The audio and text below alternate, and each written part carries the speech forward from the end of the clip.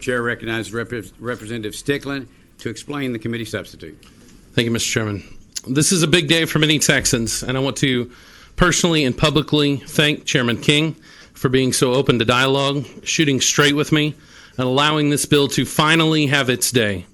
I also want to thank the members of this committee who have listened to me, asked tough questions, and help us mold this bill into its current form. To those of you who have co-authored or verbally supported our efforts, thank you.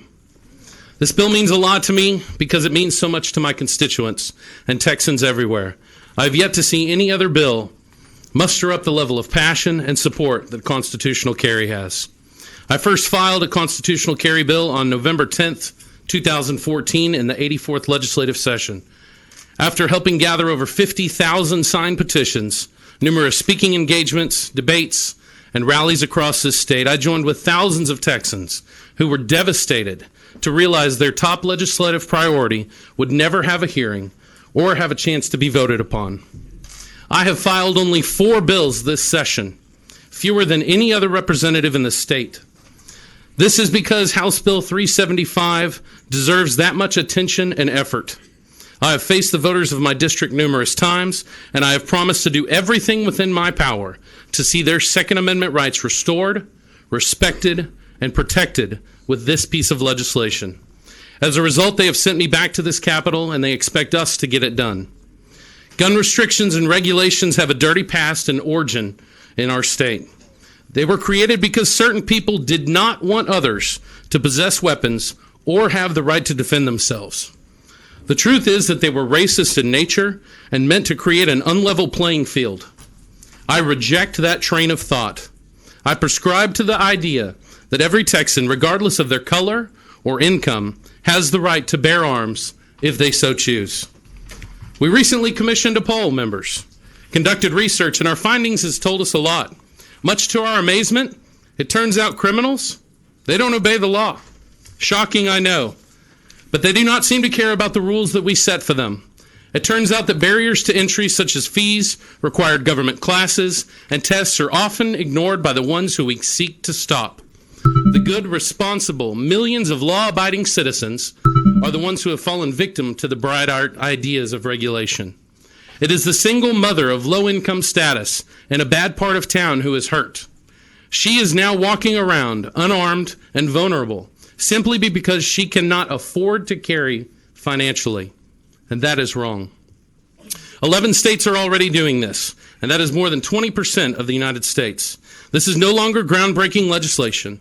In fact, the state of Vermont, home of Senator Bernie Sanders himself, has always had it. As a result, they hold the title of lowest gun murders per capita in the country. Texans are sick of big government. They are sick of feeling like their rights are always in danger of disappearing, and that is why they continue to vote for officials who campaign as pro-Second Amendment. Sadly, we have not delivered. Despite our state's reputation of being pro-gun, we are consistently ranked poorly by those who look at the facts and not at the TV. They are tired of watching state after state pass constitutional carry. Texas often leads on issues. How about we start doing so in regards to personal liberty? State Republican delegates have made constitutional carry their number one stated priority. My home county, Tarrant, the GOP Executive Committee has passed multiple resolutions calling on this to become law. There's been an incredible amount of attention on this topic, and as a result, a lot of misinformation exists. I would like to clarify that this bill is not the following. Number one, it is not an expansion of who can possess a gun. If you can legally possess it, we believe you should be able to carry it. Number two, this is not an expansion of where anyone can carry. All signage still applies. Number three, this is not an anti-law enforcement bill. We believe it makes their job easier and our state safer because an armed society is a safer society.